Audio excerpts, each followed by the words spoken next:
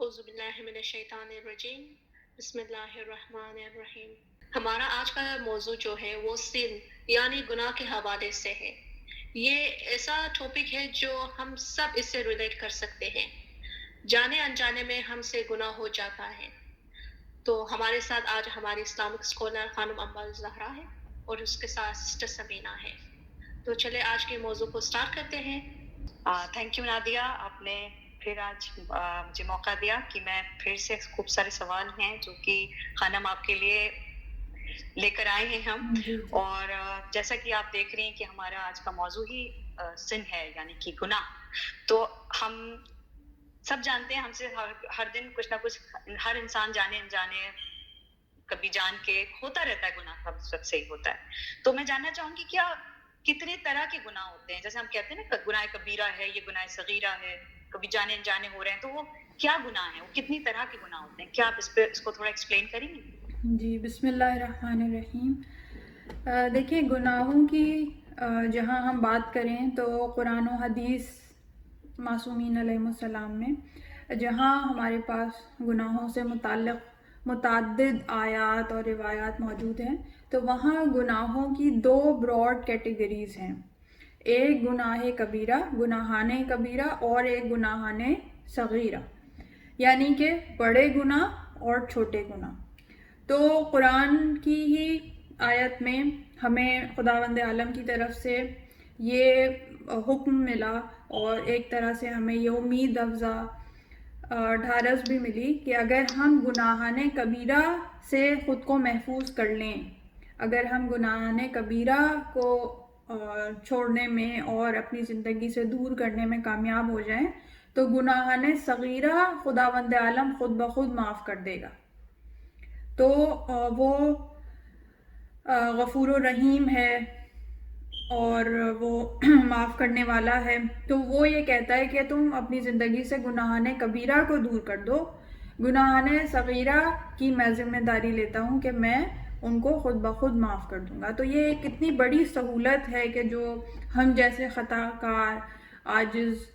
ذلیل اور مسکین بندوں کے لیے ہے کہ جن کا ہر لمحہ ہر لحظہ گناہوں سے اور مکروہات سے آلودہ ہے۔ تو ہمارے لیے بہت امید افزا پیغام ہے کہ اگر ہم اپنی زندگیوں کو سنبھال لیں، ان کے لمحات کو سنبھال لیں تو گناہان کبیرہ سے دور کرنے میں کامیاب ہو جائیں تو گناہان صغیرہ کو خداوند عالم سنبھال لے گا۔ جی خانم، بہت شکریہ۔ اب جیسے آپ نے بتایا کہ ہمارے گناہ کبیرہ ہیں، گناہ صغیرہ ہیں، تو مطلب ایک کامن سی بات ہے کہ اگر جب ہم گناہ کرتے ہیں تو ایک گناہ کرنے کے بعد سزا بھی ہوتی ہے۔ تو کیا اس طرح سے ہم کہہ سکتے ہیں کہ کیا ہر گناہ کی اپنی ایک الگ سزا ہوتی ہے؟ بڑے گناہ کی، چھوٹے گناہ کی، سب کی سزائیں بھی الگ ہوتی ہوں گی؟ کیا اس پہ آپ کچھ روشنی ڈالیں گے؟ جی بالکل۔ دیکھیں، جہاں ہم نے کہا کہ گناہان کبیرہ اگر ہم اس سے محفوظ ہو جائیں تو گناہان صغیرہ معاف ہوں گے، تو اس کا مطلب یہ ہے کہ اگر گناہان کبیرہ کیے جا رہے ہیں زندگی میں تو پھر گناہان صغیرہ کی معافی کی کوئی گارنٹی نہیں ہے، پھر اس کا بھی عذاب اور اس کی بھی سزا ہے۔ تو جو روایات اور احادیث ہمارے پاس موجود ہیں اور جو قرآنی آیات بھی ہمارے پاس موجود ہیں، اس کے مطابق ہر گناہ کی متعدد سزائیں ہیں، یعنی کئی سزائیں ہیں اور مختلف مراحل میں اس کی مختلف سزائیں ہیں۔ یعنی قبر میں اس کی الگ سزائیں ہیں، برزخ میں اس کی الگ سزائیں ہیں، پھر قیامت کے بعد اگر خدا نخواستہ جہنم میں جو شخص جائے گا اس کو اس کی الگ سزائیں اور متعدد سزائیں ان کا سامنا کرنا پڑے گا، اور ہر گناہ کی الگ کیٹیگریز ہیں ان کی سزاؤں کی۔ جیسے کہ قرآن میں خداوند عالم ارشاد فرماتا ہے وَيْلٌ لِكُلِّ ہُمَزَةٍ لُمَزَةٍ، کہ ویل ہے ان کے لیے کہ جو سامنے کسی کی عیب جوئی کریں یا سامنے کسی کو برا کہیں اور پیچھے کسی کی عیب جوئی کریں، یعنی سامنے کسی کی توہین کریں اور پیٹھ پیچھے کسی کی عیب جوئی کریں، تو ان کے لیے ویل ہے۔ اب یہ ویل کیا ہے؟ تو روایات میں اس کے متعلق کافی گفتگو ہوئی ہے، تو وہ یہ ہے کہ یہ ایک جہنم کا غار ہے، کہ جو ایک ایسا غار ہے کہ جو آگ سے اس طرح مزین ہے کہ جو اتنا خوفناک ہے کہ اس کا باقاعدہ ذکر کیا گیا اور اس سے ڈرایا گیا۔ اسی طرح جو ہمارے پاس جیسے کہ اسی آیت میں ہے پیٹھ پیچھے عیب جوئی کرنا، یعنی کہ غیبت کرنا، کسی کے اندر وہ عیب موجود ہے اور اس عیب کا اظہار کیا جا رہا ہے، اس عیب کو بیان کیا جا رہا ہے، تو وہ غیبت ہے۔ اب غیبت کے متعلق اتنی زیادہ احادیث اور روایات موجود ہیں اور آیات موجود ہیں کہ جس میں غیبت سے متعلق جو سزائیں ہیں وہ بیان کی گئی ہیں۔ جیسے کہ یہ تو سب جانتے ہی ہیں کہ غیبت کرنے والا ایسے ہے کہ جیسے اپنے مردہ بھائی کا گوشت کھائے۔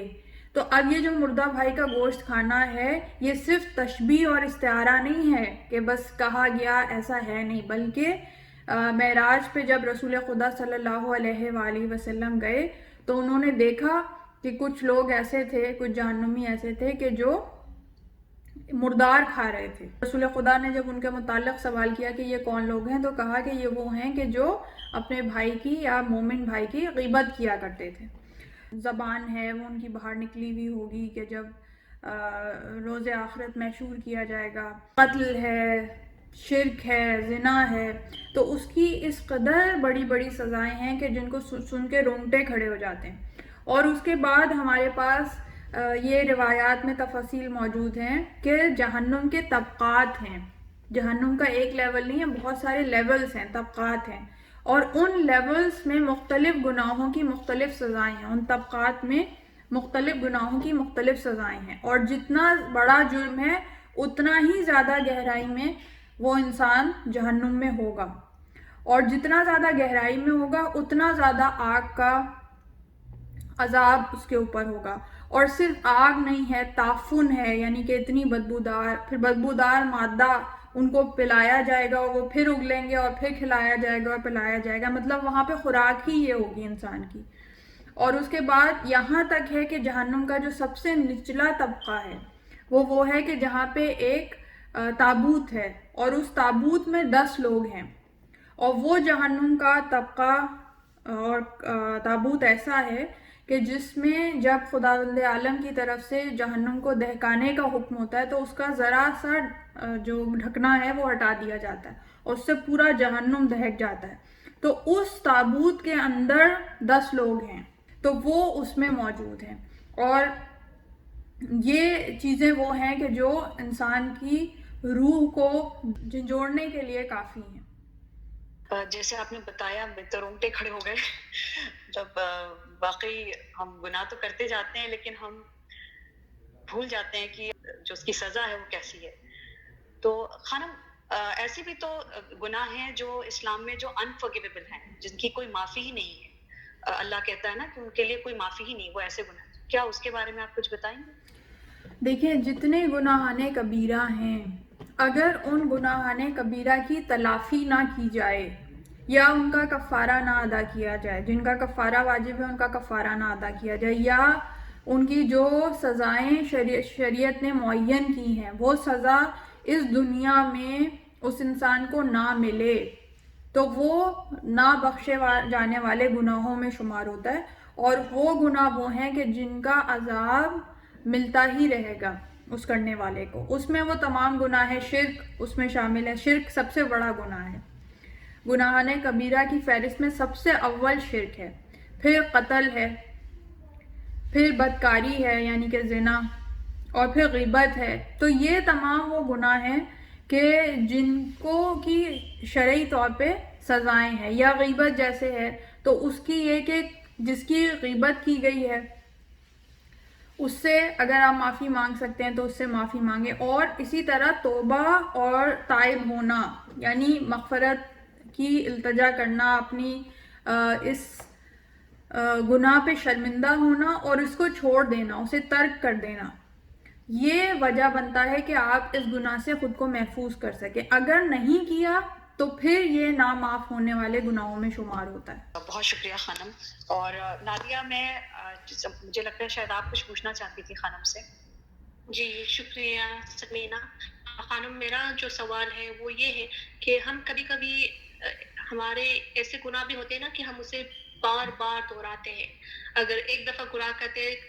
تو کچھ لوگ خوش نصیب ہوتے ہیں، وہ توبہ کرتے ہیں، انہیں اندازہ ہوتی ہے کہ میں نے گناہ کیا ہے استغفار توبہ کرتے ہیں, لیکن پھر جا کر کسی وقت پھر سے وہی دور آتا ہے. تو ایسا آپ اس کے بارے میں کیا کہیں گے کہ ہم ایسا کیوں کرتے ہیں؟ دیکھیں جو گناہ ہے, جو بار بار گناہ کرنے کی بات ہے, تو نفس گناہوں کا عادی ہو جاتا ہے. نفس جو ہے عادت کا غلام ہے.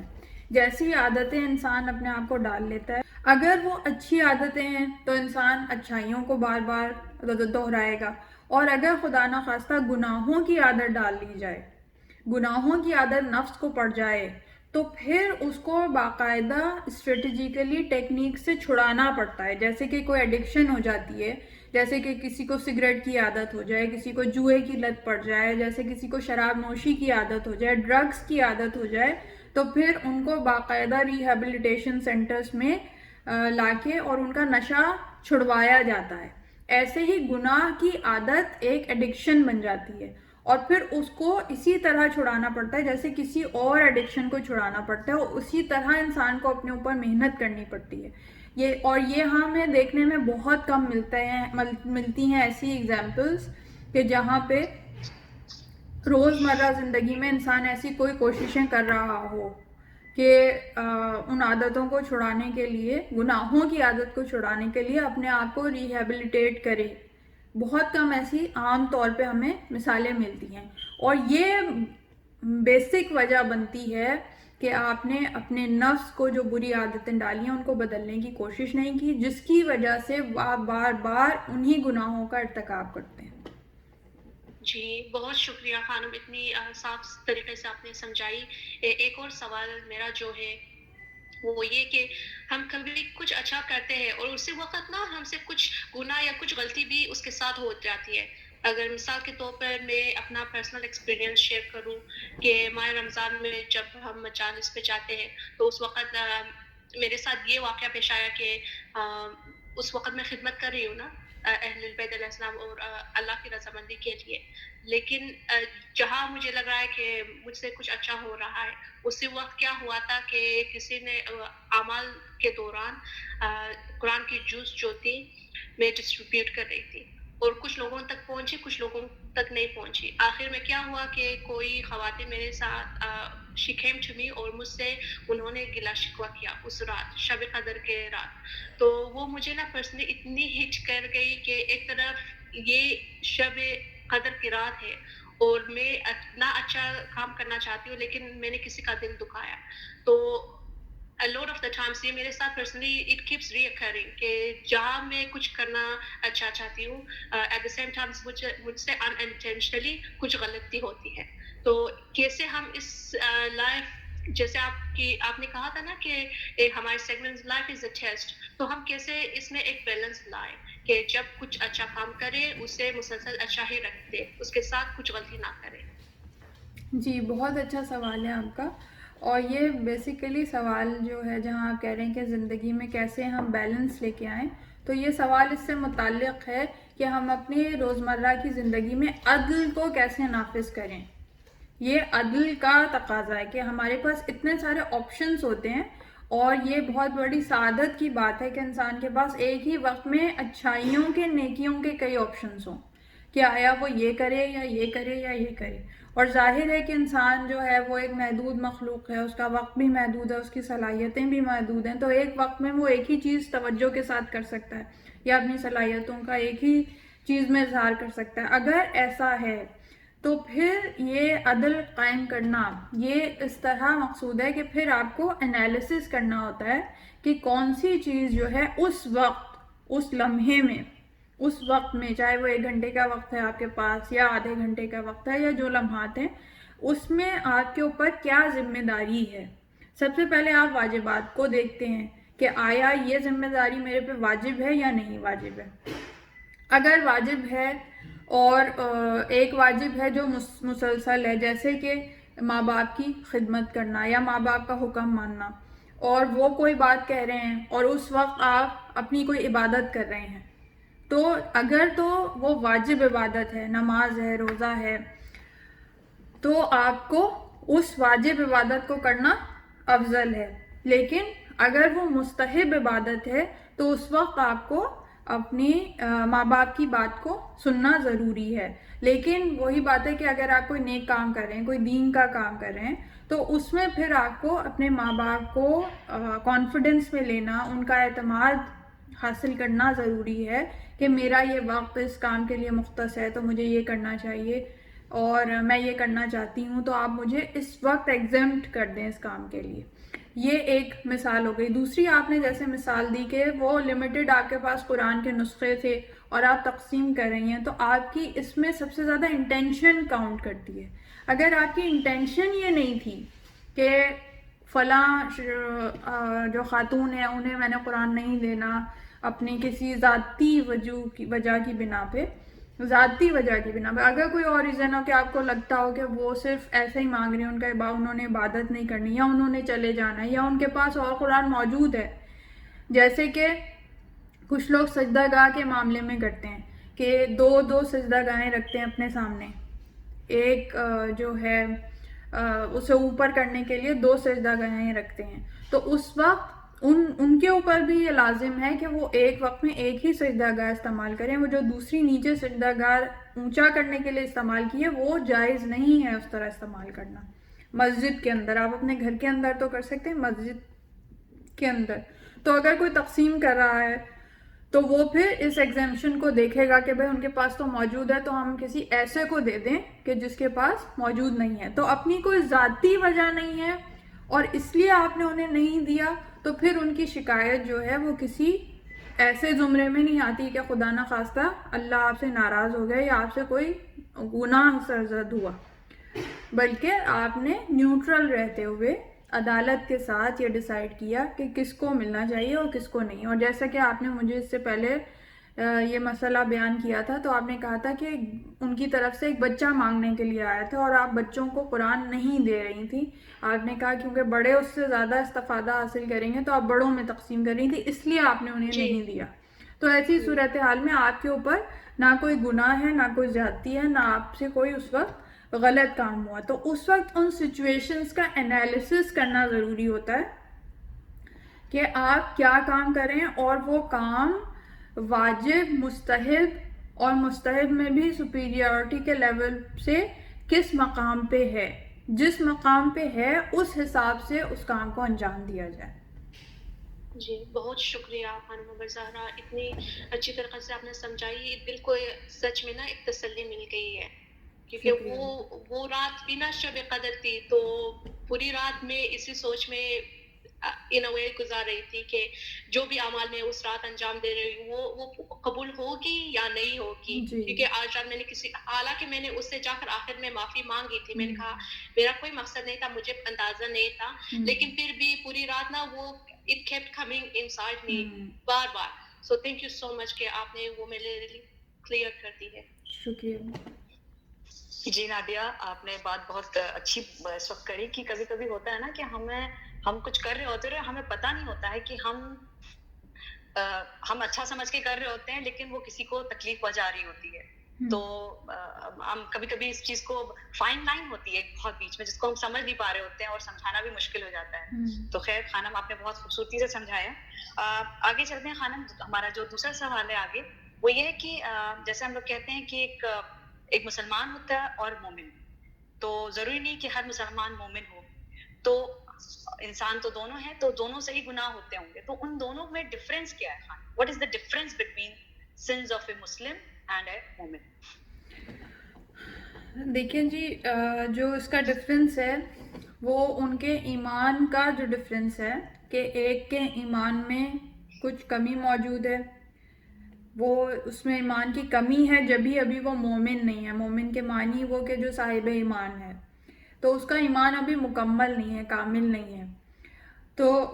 اور جو مومن ہے اس کا ایمان مکمل ہے اور اس سے جو کوئی غلطیاں یا گناہ سرزد ہوتے ہیں تو اس وجہ سے ہم ان کی اس مثال کو یہاں پہ لے رہے ہیں. تو کیونکہ مومن ہونا اس بات کی دلیل نہیں ہے کہ گناہ نہیں ہو سکتے, مومنوں سے بھی گناہ سرزد ہوتے ہیں. تو اب اس میں فرق جو ہے وہ ان کے ایمان کا ہے سب سے پہلے, اور وہ ایمان ہی وجہ بنتا ہے کہ مسلمان اور مومن مختلف طریقوں سے گناہوں سے ڈیل کرتے ہیں. جس کا ایمان میں خلل ہوتا ہے، ایمان کامل نہیں ہوتا ابھی، تو وہ گناہ کو لائٹلی لیتا ہے، وہ گناہ سے معافی کے لیے بھی مختلف طرح سے اسے ڈیل کرتا ہے۔ پھر اس کے بعد اگر آئمہ کرام ہیں، اثنا عشری امام ہیں، جو 12 امام ہیں، ان کے اوپر اگر ایمان نہیں ہے،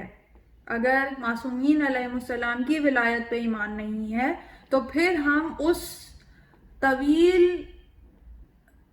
جو روایات ہیں، جو اتنی زیادہ بڑی تعداد میں ہمارے پاس روایات موجود ہیں جو ہمیں یہ بتاتی ہیں کہ ہمیں کس طرح گناہوں سے معافی طلب کرنی چاہیے، کس طرح توبہ و استغفار کرنی چاہیے، کیا وہ طریقہ کار ہے، اور کس طرح ہم اس کے عذاب اور سزا سے خود کو محفوظ کر سکتے ہیں، اور کس طرح ہم واپس خدا کی بارگاہ میں پلٹ سکتے ہیں، تو ہم وہ پورا دروازہ اپنے اوپر بند کر لیتے ہیں۔ اور جب وہ طریقہ کار ہمیں پتہ ہی نہیں ہوتا تو ہم اس سے اس طرح ڈیل ہی نہیں کر پاتے۔ تو اس طرح گناہ ہونے میں تو کوئی فرق نہیں ہوتا، جو گناہ وہ کر رہا ہے وہ بھی ویسے ہی کر رہا ہے، جو دوسرا کر رہا ہے وہ بھی ویسے ہی کر رہا ہے، لیکن اس کے بعد اس گناہ کو آپ ڈیل کیسے کر رہے ہیں، اس کے آپ توبہ اور تائب کر رہے ہیں، آپ خدا کی طرف پلٹ رہے ہیں یعنی، یا اس گناہ کو مٹانے کی کوشش کر رہے ہیں یا نہیں کر رہے، یہ بات ہے جو میٹر کرتی ہے، اور یہ ہے کہ جو اس معاملے کو پوری طرح سے مختلف بنا دیتی ہے، کہ ایک مسلمان کا گناہ اور ایک مومن کا گناہ، کہ مومن جو ہے وہ ہے کہ جو اس گناہ کے بعد پلٹ آئے، مومن وہ ہے کہ جو معصومین علیہ السلام کے در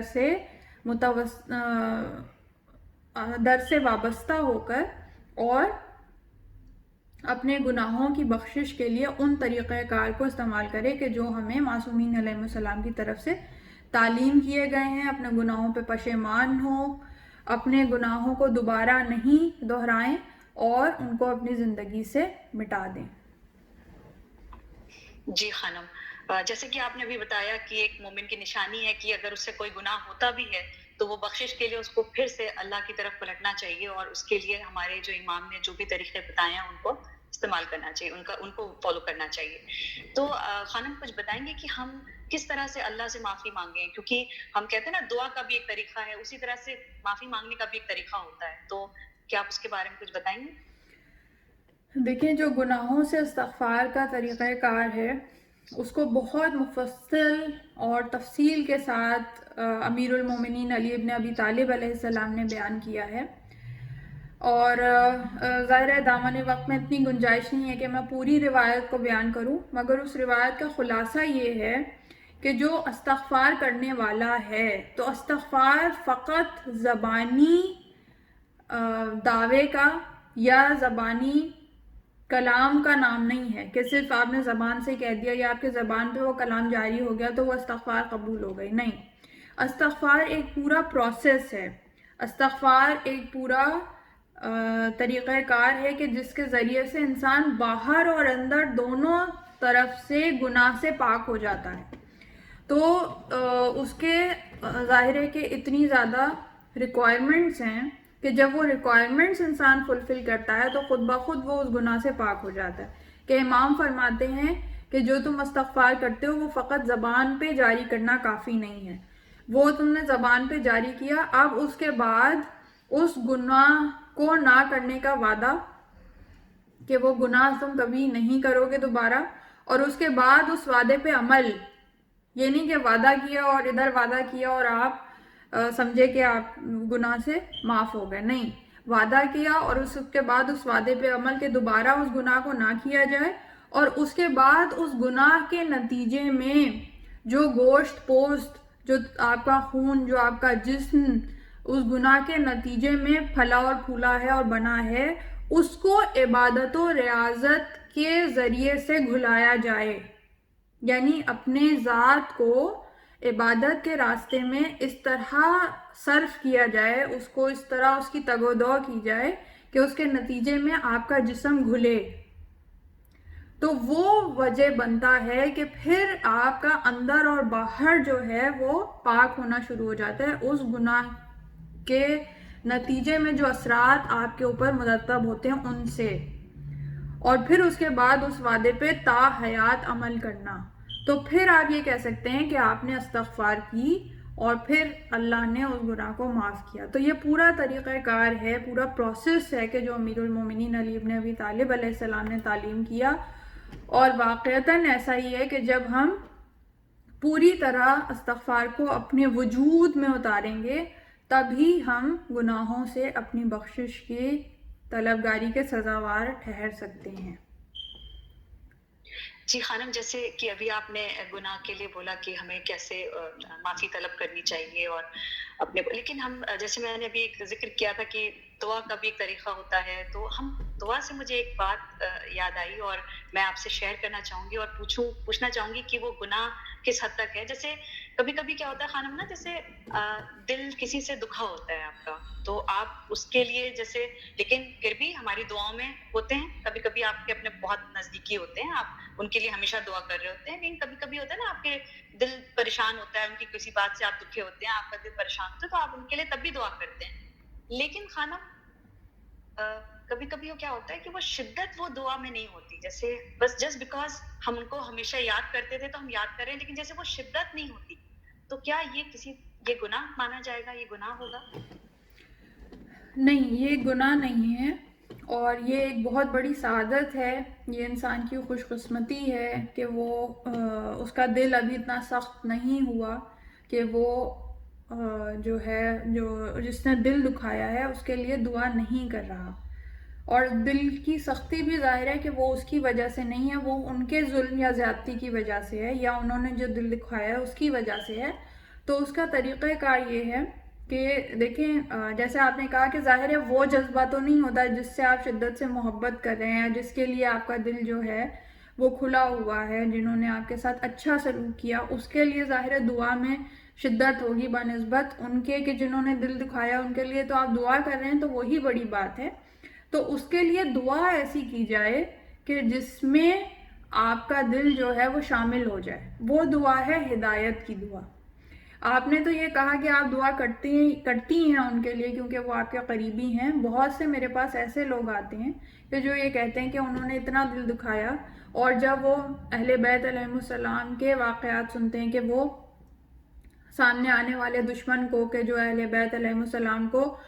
سب و شتم کرتے ہیں, گالیاں دیتے ہیں, تو ان کو بھی وہ دعا کے کلمات سے نوازتے ہیں. تو جب وہ ایسے واقعات سنتے ہیں تو وہ کہتے ہیں کہ ہم کوشش بھی کرتے ہیں مگر دعا نہیں کر پاتے. تو اس وقت بھی ان کے لیے بھی یہ بہترین نصیحت ہے, اور آپ کے لیے بھی, کہ دعا وہ کلمات, ان کلمات کی کریں کہ جس میں اثر بھی پیدا ہو اور جو آپ کے لیے کرنی آسان بھی ہے. وہ دعا ہے کہ اللہ انہیں ہدایت دے. بے شک معاف کرنا بہترین عمل ہے. اس غلطی کے لیے, اس دل دکھانے کے عمل کے لیے آپ انہیں معاف کر دیں, اور ظاہر ہے کہ معافی کے لیے ضروری ہے کہ پہلے وہ آپ سے معافی مانگیں, بغیر کہے آپ معاف کر دیں تو یہ تو اور بھی بہتر عمل ہے. مگر ان کی طرف سے یہ ذمہ داری ہے کہ وہ زیادتی اور دل دکھانے کے عمل کی یا ظلم کی معافی مانگیں. اور اگر وہ معافی نہیں مانگ رہے تو آپ کے اوپر ذمہ داری نہیں ہے کہ آپ انہیں معاف کریں, لیکن معاف کر دینا بہرحال بہتر ہے, یہ سوچ کر کہ جیسے ہم نے انہیں معاف کیا, ان کی زیادتی کو معاف کیا, خداوند عالم ہماری زیادتیوں کو معاف کرے. تو وہ بے شک بہت بہترین عمل ہے. اور اس کے ساتھ ساتھ دعا کا جو عمل ہے, اگر معاف کر رہے ہیں یا نہیں بھی کر رہے تو دعا کرنا آسان ہے. وہ دعا کون سی ہے کہ اللہ انہیں ہدایت دے. یہ وہ دعا ہے کہ جس میں ہمارے لیے بھی سکون ہے کہ ظاہر ہے جب انہیں ہدایت حاصل ہو جائے گی تو وہ اس طرف متوجہ ہو جائیں گے کہ انہوں نے ظلم کیا, انہوں نے زیادتی کی, انہوں نے دل دکھایا, اور کم از کم وہ آئندہ یہ دوبارہ نہیں کریں گے, نہ ہمارے ساتھ نہ کسی اور کے ساتھ. تو یہ ہدایت کی دعا اس حوالے سے بھی بہتر ہے, اور خود ان کے لیے تو ہے ہی بہتر. جی بہت شکریہ خانم. میرا بھی ایک سوال آیا ہے, کسی نے پوچھا تھا مجھ سے کبھی, تو اس کا میں آپ سے پوچھنا چاہتی ہوں, آپ کی ایکسپرٹ لینا چاہتی ہوں اوپینین, کہ نماز شب کی طاقت بہت زیادہ ہوتی ہے کہ آپ نماز شب پڑھ لیں, اور جن مومنین کے حوالے سے آپ کے ذہن میں آتا ہے ان کے لیے دعا کرتے ہیں، تو اکثر یہ ہوتا ہے کہ اس وقت آپ کسی سے آپ کی شکایت ہوتی ہے وہ بھی ذہن میں آتا ہے. کچھ لوگ اس وقت نہ جھجکتے ہیں کہ میں اس کے لیے دعا کروں، کیونکہ ان کے دل میں بہت ساری شکوہ شکایت بھی ہوتی ہے، لیکن کیونکہ طاقت کیا گیا ہے کہ پھر بھی کرے. اگر آپ کا دشمن بھی ہے نا پھر بھی اس کے لیے دعا کرے. لیکن بہت ایسے لوگ بھی ہوتے ہیں کہ وہ کہتے ہیں کہ میرا اتنا دل دکھا ہے نا میں نے نہیں کیا، پھر وہ اس ڈاؤٹ میں پڑ جاتے کہ میرا پورا نماز شب قبول ہوا ہے کہ نہیں، اس لیے کہ میں نے اس شخص کے لیے دعا نہیں مانگی تھی. پلیز یہ آپ کلیریفائی کر دیں. جی دیکھیں، اس میں ایسا نہیں ہے کہ نماز شب قبول نہیں ہوئی، نماز شب بہرحال قبول ہوئی، صرف اس وجہ سے کہ انہوں نے اس کے لیے دعا نہیں مانگی. نماز شب کی قبول نہ ہونے کی کوئی وجہ نہیں ہے یہ، لیکن یہ کہ آپ کے اپنے لیے، آپ کے اپنے دل کی سکون کے لیے بہتر ہے کہ آپ ان کا بھی نام لے لیں، ان 40 مومنین میں کہ جن کے نام نماز شب میں لیے جاتے ہیں، اگر وہ مومن ہیں، اگر وہ صاحب ایمان ہیں. جو صاحب ایمان نہیں ہے، جس کے مومن ہونے میں شک ہے، شبہ ہے، یا وہ شک و شبہات کا خود بھی اظہار کرتے رہتے ہیں، یا ان کا ایمان کامل نہیں ہے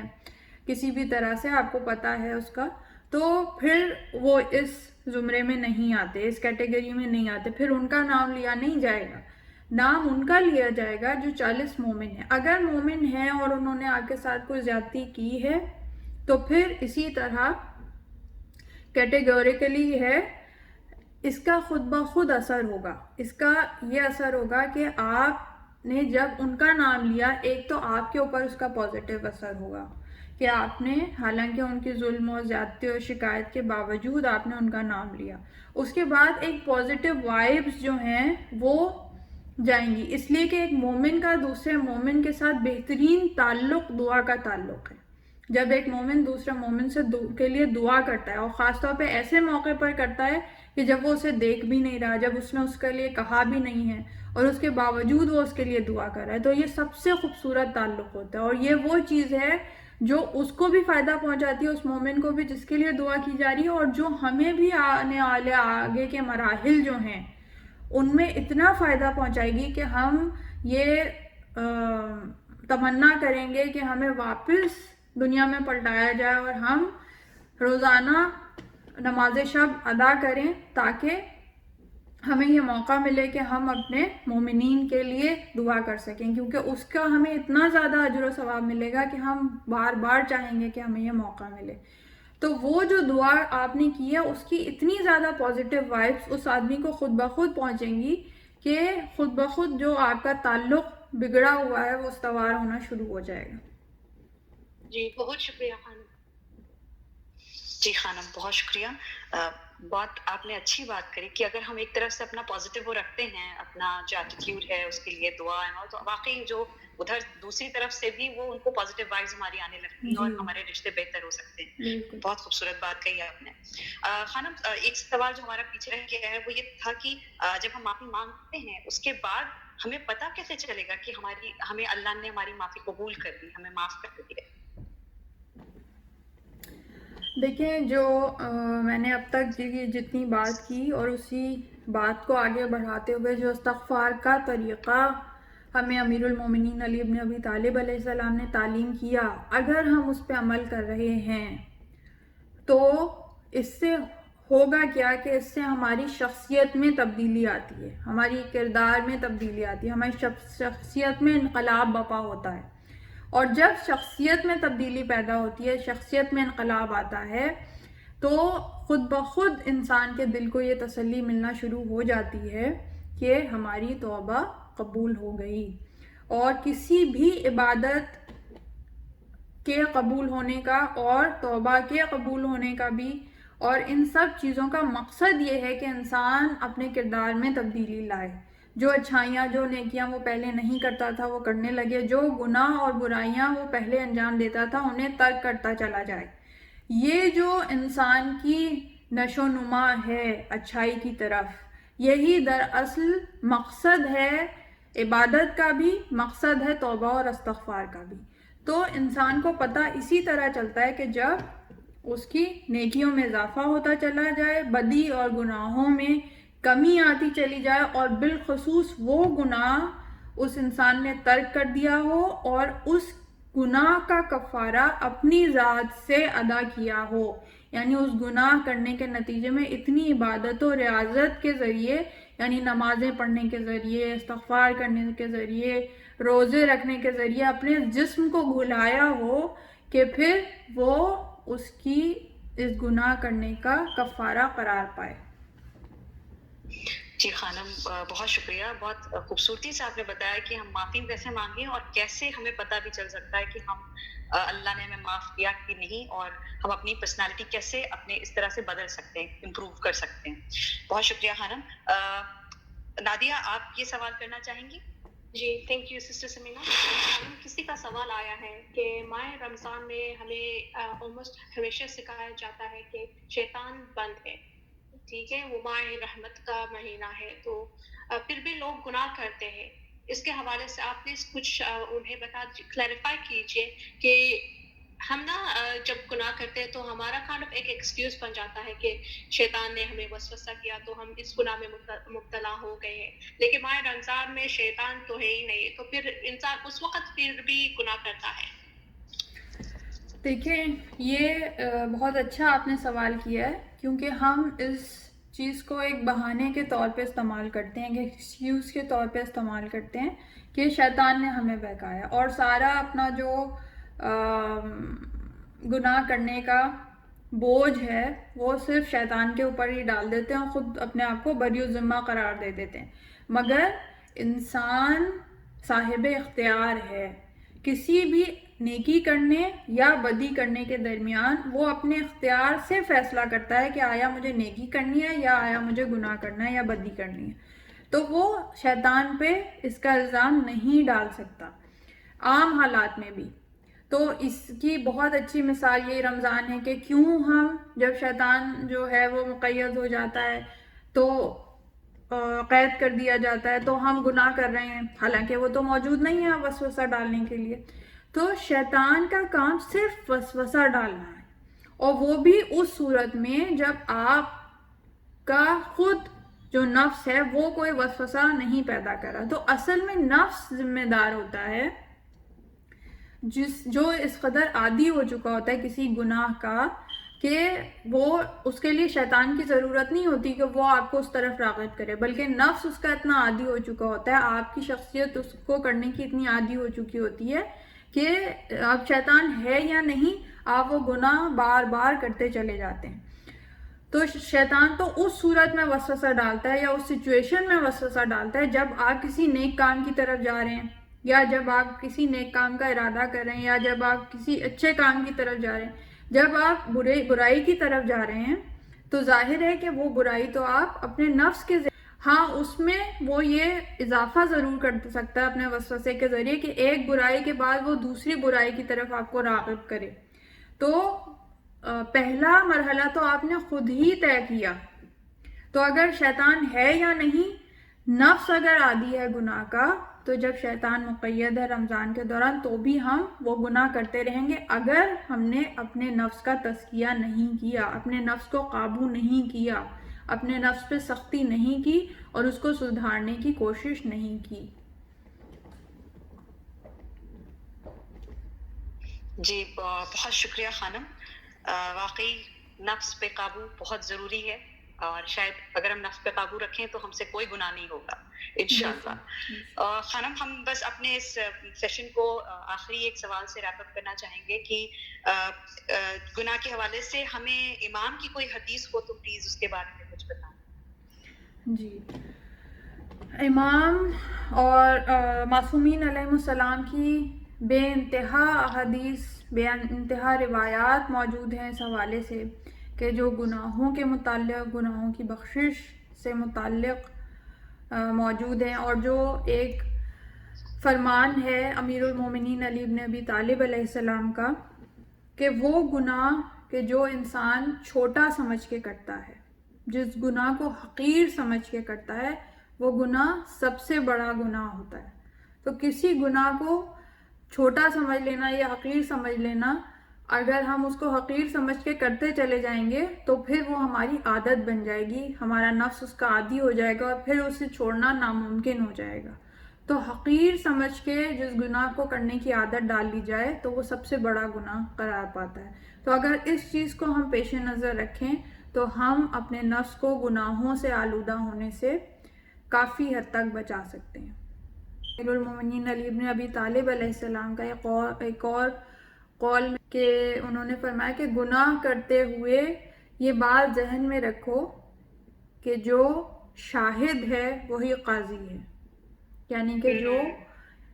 دیکھ رہا ہے، جو ایویڈنس رکھنے والا، حالانکہ ہم اگر تنہائی میں بھی گناہ کریں تو وہ شاہد ہے، وہ دیکھنے والا ہے. اور سب سے بڑی جو بات ہے کہ جو شاہد ہے وہی قاضی ہے.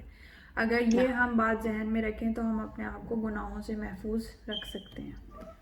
بہت شکریہ خانم، اتنی اچھی نوٹ پر فنش کیے ہیں آپ نے. ایک سوال آپ نے رکھا ہے ہمیں نا سوچنے کے لیے، واقعی بہت اچھا ہوا. Thank you so much to both of you آج کے سیگمنٹ کے لیے. تو اگر کوئی سوال ایسا رہ گیا ہے، ویورز کو بتا دوں کہ ہم نے اس سیگمنٹ میں کور نہیں کیے تو پلیز آپ ہمیں وہ فارورڈ کر دیجیے. انشاءاللہ ہماری جنرل Q&A سیشن ہونے والی ہے تو اس میں ہم آپ کی باقی